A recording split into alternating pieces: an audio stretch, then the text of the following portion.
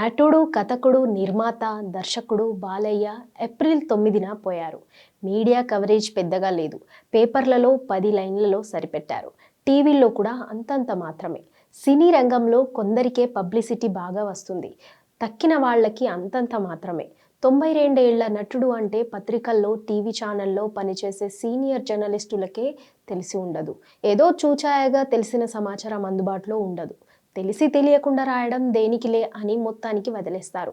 భౌతిక కాయాన్ని పావు గంట సేపు చూపించి ఊరుకుంటారు. ఇలాంటి సందర్భాల్లో వారసులు సినీ రంగంలో ఉంటే మంచిది.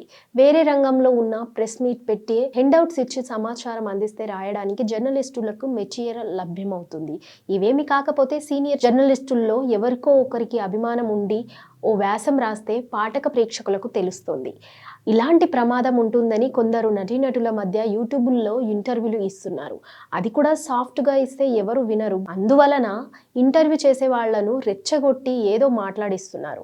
వాళ్ళు ఏదో కాస్త చెబితే చాలు అక్కినేనికి నేనంటే అసూయ, నందమూరి నన్ను చూసి బెదిరాడు అనే క్యాప్షన్లు పెట్టి ఆ వీడియోలను మార్కెట్ చేస్తున్నారు. అరగంట వీడియో చూస్తే దానిలో ఓ చోట మీ వేషానికి ఇచ్చిన డ్రెస్సు చూసి నాకు అసూయ పుట్టిందండి, అక్కినేని చలోక్తి విసిరారు అంతే. డైలాగ్ ఒకటే ఉంటుందంతే. అలాగే నాకు కత్తి తిప్పడం అస్సలు రాదు. కత్తి యుద్ధం షూటింగ్ చేసేటప్పుడు చేతకాక నేను ఎక్కడో పొడిచేస్తాను అని నందమూరి బెదిరారు అని చెప్తారు. మరి కొంతమందికి దీర్ఘ చరిత్ర ఉన్న ఇంటర్వ్యూ చేసే వారికి ఏమడగాలో తెలియదు. ఎందుకంటే వాళ్ళు హోంవర్క్ చేసుకుని రారు. అందుకని 70 ఏళ్ల సీనియర్ నటీనటులను విజయ్ దేవరకొండ గురించి మీ అభిప్రాయం ఏంటి, రాజమౌళి స్థాయి ఎలాంటిదని మీ ఉద్దేశం వంటి ప్రశ్నలు వేస్తారు. సరైన ప్రశ్నలు వేసి శ్రోతలు మెచ్చే సమాచారాన్ని రాపట్టడం ఒక కళ. ఎక్కడ పుట్టారు, రంగంలోకి ఎలా వచ్చారు వంటి రొటీన్ ప్రశ్నలతో పొద్దుపుచ్చితే చెప్పేవాళ్లకు కూడా ఉత్సాహం ఉండదు. పాతకాలం నాటి విషయాలు తెలుసుకోవాలనుకునే శ్రోతలున్నారని గ్రహించిన కొందరు జర్నలిస్టులు ఏవో కథల్ని చెప్పేస్తున్నారు. నిజానికి అప్పట్లో వాళ్ళు మద్రాసులో చిన్న చితక మనులు చేసుకుంటూ ఉండి ఉంటారు. పెద్ద నటీనటుల వద్దకు, దర్శకుల వద్దకు వెళ్తే అవకాశమే ఉండి ఉండదు. సెట్లో లైట్ బాయ్స్, బయటి డ్రైవర్లు మాట్లాడుకునే మాటలు చెవిన పడి ఉంటాయి. వాటిని క్రాస్ చెక్ చేసుకొని నిజాలు తెలుసుకునేటంత అవసరం కానీ టైము కానీ ఉండదు. అవన్నీ చెత్త అని వదిలేసి ఉంటారు. కానీ ఆ వేస్టులోంచి వెల్త్ పుట్టించవచ్చని ఇప్పుడు తెలిసింది.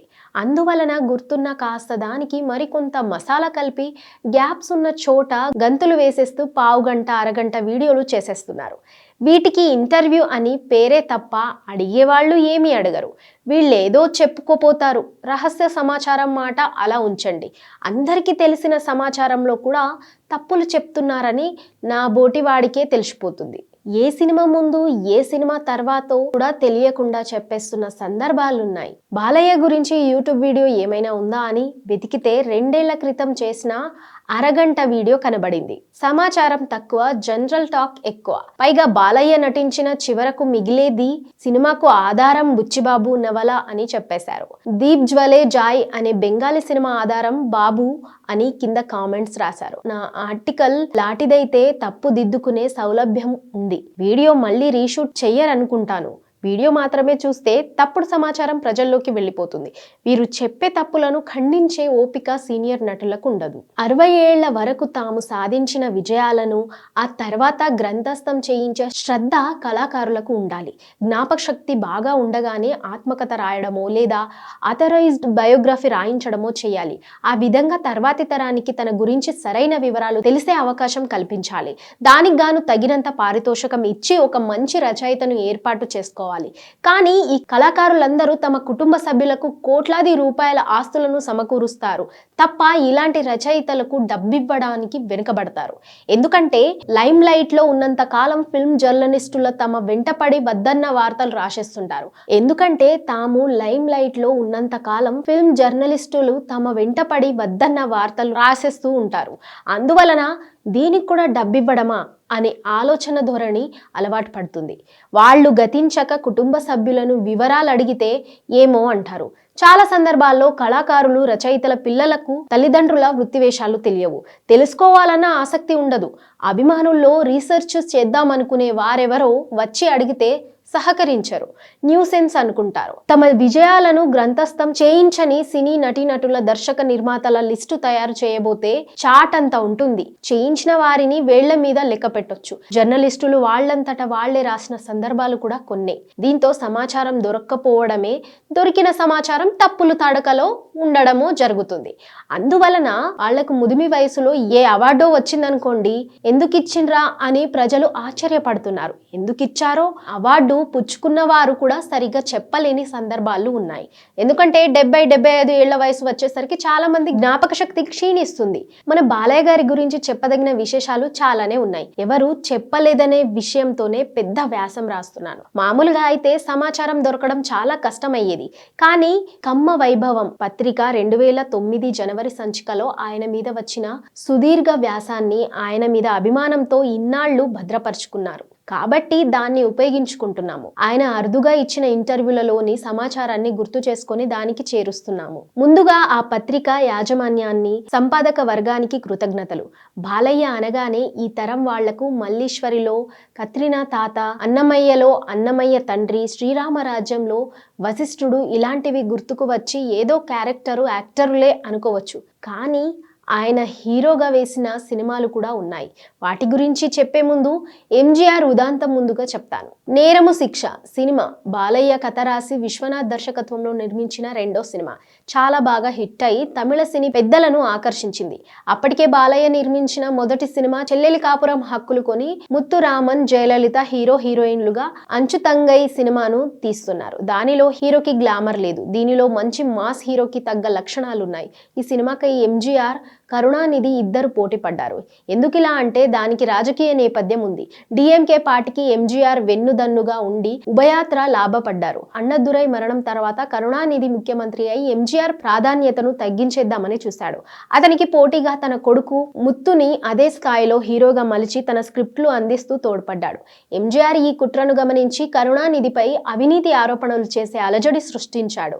దాంతో కరుణానిధి అతన్ని పార్టీలోంచి తీసేసి పార్టీ తన్ను లేకపోతే ఎంజీఆర్ సినిమాలు ఆడవని నిరూపిద్దామనుకున్నాడు. ఇది జరిగినది 1972లో. 1973లో ఎంజీఆర్ నిర్మించిన భారీ సినిమా ఉలగం సుట్రియా వాలిబాన్ కు అనేక అడ్డంకులు సృష్టించాడు. అయినా సినిమా రిలీజ్ అయి బ్రహ్మాండంగా ఆడింది. ఎంజీఆర్ కు ఆత్మవిశ్వాసం పెరిగి వరుసగా అనేక సినిమాలు వేశాడు. వాటిలో హిందీ రీమేక్స్ కూడా ఉన్నాయి. సినిమా టైటిళ్లు రాజకీయంగా ఉపయోగపడేటట్లు చూసుకున్నాడు. 1974లో వచ్చిన నెట్రు ఇన్రు నాళై, ఉరిమై కురల్, సిరిత్తు వాళవెండు, 1975లో వచ్చిన నీనై తదై ముడిప్పవన్, నాళై నమదే, ఇదయక్కని, పల్లాండు వళుగా ఉన్నాయి. ఈ నేరము శిక్ష గురించి వినగానే తప్పు చేసి ప్రాయశ్చితం చేసుకునే హీరో పాత్ర తన ఇమేజ్ కి ఉపయోగపడుతుందని షో వేయండి చూస్తాను అని ఎంజీఆర్ డిస్ట్రిబ్యూటర్లకు కబురు పంపాడు. ఇదే ఐడియా కరుణానిధికి వచ్చింది. అతని కొడుకు ముత్తు అప్పటికే లక్ష్మి హీరోయిన్ గా, పిల్లయో పిళ్ళై మంజుల హీరోయిన్ గా, పుక్కారి వెన్నిరాడై నిర్మల హీరోయిన్ గా, సమయల్ కారన్ వేసి ఉన్నాడు. అవేమీ ఆడలేదు. ఈ సినిమా అయితే తన కొడుక్కి పనికి వస్తుందనుకుని తన కోసం షో వేయమని డిస్ట్రిబ్యూటర్ కు చెప్పాడు. ఎంజీఆర్ చూస్తానన్నారు. మీకు చూపించను అని అందామా అంటే కరుణానిధి ముఖ్యమంత్రి. పోనీ ఎంజీఆర్ ను కాదందామా అంటే సినీ రంగంలో అతను రారాజు. ఇద్దరు ఒకే సమయానికి వస్తాననడంతో బాలయ్యకు టెన్షన్. ఎలాగోలా ఒకరికి తెలియకుండా ఒకరిని మేనేజ్ చేసే ఒకే థియేటర్లో వరుసగా షోలు వేయించారు. ఇదంతా చాలా ఏళ్ల క్రితం ఆయన ఒక ఇంటర్వ్యూలో చెప్పారు. షో చూశాక ఎంజీఆర్ బెటర్ ఆఫర్ ఇచ్చారులా ఉంది. ఆయన నిర్మాతలకు హక్కులు ఇచ్చారు బాలయ్య. లత హీరోయిన్ గా వేసిన ఆ తమిళ సినిమా పేరు నితిక్కు తలై వణంగు. జెమిని స్టూడియోలో పెద్ద సెట్ వేసి షూటింగ్ ప్రారంభం రోజున కథకుడిగా బాలయ్యను కూడా ఆహ్వానించారు. ఒక ఆర్టిస్టు తీసుకెళ్లి ఎంజీఆర్ కు పరిచయం చేశాడు.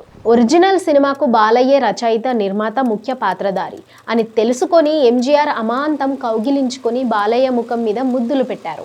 మీరు తెలుగులో వేసిన పాత్రను తమిళంలో కూడా వేయాలి, నా పక్కన నటించాలి అని కోరాడు. ఆ రోజు సాయంత్రమే తమిళ నిర్మాతలు ఫోన్ చేసి బాలయ్యను బుక్ చేసుకున్నారు. ఆయన వేసిన తమిళ్ సినిమా అదొక్కటే సూపర్ హిట్ అయింది. ఆ సినిమాలో బాలయ్య తనకు తానే డబ్బింగ్ చెప్పుకున్నారా అనేది నాకు స్పష్టంగా తెలియదు, కానీ చెప్పుకునే ఉండొచ్చు. ఎందుకంటే ఆయనకు తమిళం బాగా వచ్చు. ఇంటర్ చదివింది మద్రాసు లయోలా కాలేజ్లోనే, ఇంజనీరింగ్ చదివింది మద్రాసు గిండి కాలేజ్లోనే. గుంటూరు ఆయన. అక్కడి దాకా ఎందుకు వెళ్ళాలంటే దానికో కథ ఉంది. వాళ్ళ కుటుంబానికి 50 ఎకరాల పొలం ఉంది. మిడిల్ స్కూల్లో 3rd ఫామ్ దాకా చదివాక వ్యవసాయంలో పెట్టిద్దామని వాళ్ళ నాన్నగారి ఉద్దేశం. అయితే పంతులు గారు నచ్చజెప్పారు. హై స్కూల్లో చేర్పించండి, ఎప్పుడు ఫెయిల్ అయితే అప్పుడు చదువు మానించి పొలానికి పంపుదురు గాని అని. సరిగ్గా చదవకపోతే వ్యవసాయమే గతి అనే భయంతో ఈయన బాగా చదువుకొని ఎస్ఎల్సి పాస్ అయ్యాడు. మద్రాసులో చదివితే ఇంగ్లీషు బాగా వస్తుందనుకొని ఇంటర్కు అక్కడికి వెళ్ళాడు. ఇంటర్ పూర్తయ్యాక గుంటూరు మెడికల్ కాలేజ్లో ఎంబీబీఎస్, కిండిలో ఇంజనీరింగ్ సీటు వచ్చాయి. ఇంజనీరింగ్ అయితే బెటర్ అనుకొని 1948లో ఆ కాలేజ్లో చదివారు. ఆ విధంగా ఆనాటి హీరోల్లో అత్యధిక విద్యావంతుడు బాలయ్యే. తక్కిన వాళ్ళకి మామూలు డిగ్రీలే. ప్రభాకర్ రెడ్డి ఎంబీబీఎస్ డాక్టరే కానీ హీరో కాదు. చివరకు మిగిలేది సినిమాలో ఈ విద్యాధికులిద్దరూ నటించారు. సావిత్రి పక్కన ఇద్దరు హీరోల్లో ఒకరిగా బాలయ్య వేశారు. బెంగాలీ మూల చిత్రాన్ని ఖామోషి హిందీలో రీమేక్ చేసినప్పుడు ఈ పాత్రను రాజేష్ ఖన్నా వేశారు. హిందీలో ధర్మేంద్ర వేసిన అతిథి పాత్ర లాంటి హీరో వేషాన్ని కాంతారావు వేశారు. ప్రభాకర్ రెడ్డిది డాక్టర్ వేషం. సినిమా ఆడలేదు, కానీ సావిత్రి అభినయానికి మంచి పేరు వచ్చింది. సావిత్రి పక్కన నిలదొక్కున్నందుకు బాలయ్యకు పేరు వచ్చింది. ఆవిడనే కాదు, ఎవరి పక్కన వేసినా బాలయ్య ఎప్పుడు తేలిపోలేదు. పాండవ వనవాసంలో ఎన్టీఆర్ భీముడిగా వేసినప్పుడు బాలయ్య అర్జునుడిగా ధీటుగా వేశారు. శ్రీకృష్ణ పాండవీయంలో ఎన్టీఆర్ కృష్ణ, దుర్యోధన పాత్రలు వేస్తే బాలయ్య ధర్మరాజు పాత్రలో రాణించారు. బాలయ్యకు మంచి పేరు తెచ్చిపెట్టిన మునగాళ్లకు మునగాడులో ప్రకాష్ పాత్ర గురించి చెప్పి తీరాలి. షేక్ ముక్తార్ నటించి నిర్మించిన ఉస్తాద్ ఓంకా ఉస్తాద్ సినిమా మంచి హిట్. సేలంలోని మోడర్న్ థియేటర్స్ వాళ్ళు ఆ సినిమా హక్కులు కొని తమిళంలో వల్లవనుక్కు వల్లవన్ గా తీశారు. హిందీ సినిమాలో షేక్ ముక్తార్ గుండాగా కనబడే ఇన్స్పెక్టర్ వేషం వేస్తే, సౌజన్యమూర్తిగా కనబడే విలన్ వేషం అశోక్ కుమార్ వేశారు.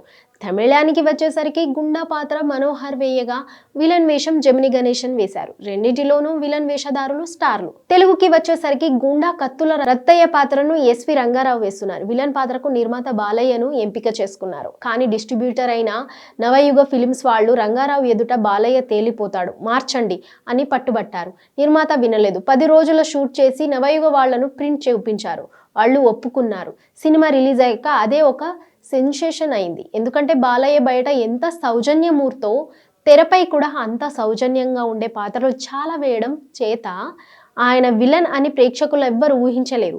పైగా స్టైలిష్ నడక, సిగరెట్ కాల్చడం, మంద్రస్వరంతో మాట్లాడడం, పాలిష్డ్ విలని అంటే ఇది కదా అనిపించారు.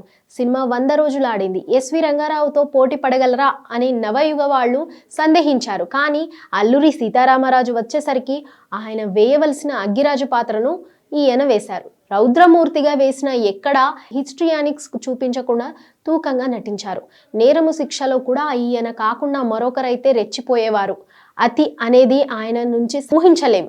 సినిమాకు తగ్గ నటన సహజంగా అమిరింది అనుకుంటే బాలయ్య రంగస్థలం ద్వారానే చిత్రసీమకు వచ్చారు. గిండిలో చదివే రోజుల్లో ఉమ్మడి మద్రాసు రాష్ట్రం కాబట్టి 1000 మంది తెలుగు విద్యార్థులు ఉండేవారు. తెలుగు సంఘం నాటక పోటీలు వగైరాలు ఉండేవి. బిఏ సుబ్బారావు అనే డైరెక్టర్ వద్ద అసిస్టెంటుగా పనిచేస్తున్న తాపి చాణక్యను పిలిపించి కొందరు విద్యార్థులు డైరెక్ట్ చేయమని కోరేవారు. అలా వచ్చినప్పుడు ఆయన బాలయ్యకు నటనలో తర్పీదు ఇచ్చి నాటకాల్లో వేయించారు. ఇంజనీరింగ్ పూర్తయ్యాక సెంట్రల్ పాలిటెక్నిక్ లో మెకానికల్ ఇంజనీరింగ్ విభాగంలో అసిస్టెంట్ లెక్చరర్గా కొన్ని నెలలు పనిచేశారు. ఆ తర్వాత కాకినాడ ఆంధ్ర పాలిటెక్నిక్స్ బదిలీ చేస్తే అక్కడ 3 ఏళ్లు పనిచేశారు. అక్కడుండగానే 1955లో పెళ్ళైంది. భార్య కమలాదేవి బీఎస్సీ చదివారు. పాఠాలు చెప్పడం కాదు, ప్రాక్టికల్ లైన్లో ఉండాలనుకుని 1956లో ఈ ఉద్యోగం మానేసి మద్రాసు దగ్గర తిరువొత్తియూరులోని కేసీపీ కంపెనీలో అసిస్టెంట్ ఇంజనీర్గా చేరారు. ఈలోగా తాపి చాణక్య అంతా మనవాళ్లేతో డైరెక్టర్ అయి రోజులు మారాయితో సూపర్ హిట్ కొట్టి పెద్దరికాలు తీసి సారథి ఫిల్మ్స్ వారి కోసం ఎత్తుకు పై ఎత్తు ప్లాన్ చేస్తున్నారు. హీరోగా కొత్త వాళ్లను పరిచయం చేద్దామనుకున్న ఆయన 1957లో బాలయ్యను వెతుక్కుంటూ వచ్చి ఆఫర్ ఇచ్చారు. కంపెనీ పెద్దలు సరేనన్నారు. సినిమా లైన్ వద్దని ఇంట్లో వాళ్ళు పోరుతున్న ఈయన సారథికి 3 సినిమాల్లో చేయడానికి కాంట్రాక్ట్ పై సంతకం పెట్టారు. ఎత్తుకు పై ఎత్తులో సావుకార్ జానకి బాలయ్యకు హీరోయిన్. తర్వాతి అనేక సినిమాల్లో బాలయ్య సరసన జానకి సోదరి కృష్ణకుమారి హీరోయిన్ గా నటించారు. వాటిలో పార్వతి కళ్యాణం, మనోరామ, గుళ్ళో పెళ్లి, మోహిని, రుక్మంగద ఎన్నదగినవి. ఇరుగు పొరుగులో కృష్ణకుమారి సోదరుడుగా వేశారు. జమునతో కృష్ణ ప్రేమ వేశారు. బాలయ్య తొలి సినిమా సుమారుగా ఆడింది. ఆ తర్వాత అదే కంపెనీకై భాగ్యదేవత, కుంకుమరేఖ వేశారు. వాటిలో జగ్గయ్య హీరోగా వేశారు. బాలయ్య అన్ని రకాల సినిమాల్లోనూ వేషాలు వేశారు.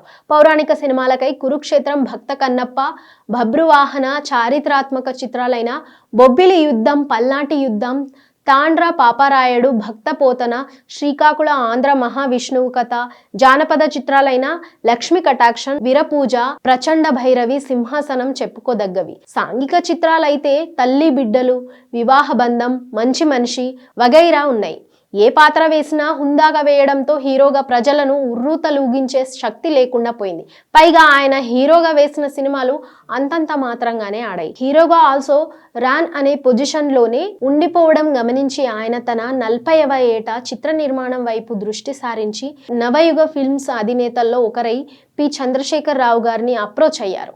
ఆయన నేను దన్నుగా ఉంటానని అభయం ఇచ్చి కథ వెతుక్కో అన్నారు. బాలయ్య సినీ రంగానికి వచ్చిన కొత్తలో తుఫాన్ అనే పక్ష పత్రిక వచ్చేది. ఒకరోజు దాని ఎడిటర్ కలిసి రాబోయే ప్రత్యేక సంచికకు ఏదైనా రాసివ్వమని పట్టుబట్టారు. నాకు అనుభవం లేదు. నేను ఇంటర్ చదివేటప్పుడు ఒక సంఘటన గురించి విన్నాను, చెప్తాను, విని బాగుందంటే దాన్ని రాసుకోండి అన్నారు బాలయ్య. ఎడిటర్కు కథ నచ్చింది. కాస్త ముందు వెనుక కథ కలిపి సీరియల్గా రాయండి అన్నాడు బాలయ్య భార్యకు సాహిత్యంలో ప్రవేశం ఉంది. ఇద్దరు కలిసి ఫస్ట్ ఇన్స్టాల్మెంట్ తయారు చేశారు. పేరు తెలుపు నలుపు. తీసుకెళ్లి ఇస్తే బాలయ్య గారి పేరు మీదే పబ్లిష్ చేశారు. భార్య పేరు వదిలేశారు. కథాంశం గోస్ట్ రైటింగ్. బాలయ్య నివాళి వ్యాసంలో కూడా ఆ కథ బాలయ్య గారిదే అని చెప్తున్నారు తప్ప ఆయన భార్య ప్రస్తావనే లేదు. కమ్మ వైభవంకు ఇచ్చిన ఇంటర్వ్యూలో బాలయ్య చెప్పారు కాబట్టి ఆవిడ భాగస్వామ్యం తెలిసింది. తక్కిన సినిమా కథల్లో ఆవిడ పాత్ర ఉందో లేదో తెలియదు. ఈ సీరియల్ 12 విడతల్లో వచ్చి ప్రశంసలు పొందింది. సినిమాకు కథ అనగానే బాలయ్యకు ఇది గుర్తుకు వచ్చింది. చంద్రశేఖర్ రావు గారికి కూడా నచ్చి గొల్లపూడి మారుతిరావు గారి చేత డైలాగులు రాయించారు. కె విశ్వనాథ్ గారికి కథ నచ్చి డైరెక్షన్ చేస్తానన్నారు. అమృత ఫిల్మ్స్ అనే పేరుతో కంపెనీ ప్రారంభించి భావ్య సౌందర్యం కంటే ఆత్మ సౌందర్యం గొప్పది అనే థీమ్తో శోభన్ బాబు, వాణిశ్రీ, నాగభూషణంలతో చెల్లెలి కాపురం సినిమా తీశారు. నవయుగ మేనేజింగ్ పార్ట్నర్ కాట్రగడ్డ శ్రీనివాసరావు గారికి సినిమా నచ్చలేదు. హీరోకి ఆ నల్ల రంగేమిటి, చరణ కింకిణులు, కనుల ముందు నీవుంటే వంటి పాటలు జనానికి అర్థమవుతాయా? ఓ డ్రీమ్ సాంగ్ పెట్టి హీరో హీరోయిన్లను అందంగా చూపిస్తూ ఓ ఫోక్ సాంగ్ పెట్టండి అన్నారు. మళ్ళీ షూటింగ్ అంటే నా వల్ల కాదు, రిస్క్ తీసుకుంటాను అంటూ బాలయ్య సినిమా రిలీజ్ చేశారు. థియేటర్లలో ఆ పాటలకు మంచి రెస్పాన్స్ వచ్చింది. Cinema super hit. ఆ ఏడాది ఉత్తమ చిత్రంగా బంగారు నంది అవార్డు గెలుచుకుంది. దీని తర్వాతి సినిమా నేరము శిక్ష కథ. ఈ నేరము శిక్ష కథ తయారు చేసుకోవడానికి 1.5 ఏళ్ల పట్టింది. డైరెక్టర్ గా విశ్వనాథ్ గారు కథకు మెరుగులు దిద్దారు. నవయుగ వారు ఓకే చేశారు. మొదటి సినిమాలో వేషం వేయకపోయినా దీనిలో బాలయ్య ఒక ముఖ్య పాత్ర వేశారు. 10 రీళ్ల వరకు తీసిన తర్వాత నవయుగ వాళ్ళు తమ నిర్మాణంలో తాతినేని ప్రకాష్ రావు గారి డైరెక్షన్లో శోభన్ బాబు, వాణిశ్రీ హీరో హీరోయిన్లుగా, మైనర్ బాబు మొదలుపెట్టారు. చాలా భాగం షూటింగ్ అయ్యాక 2 సినిమాల థీము ఒకటేనని ఎవరో కనిపెట్టారు.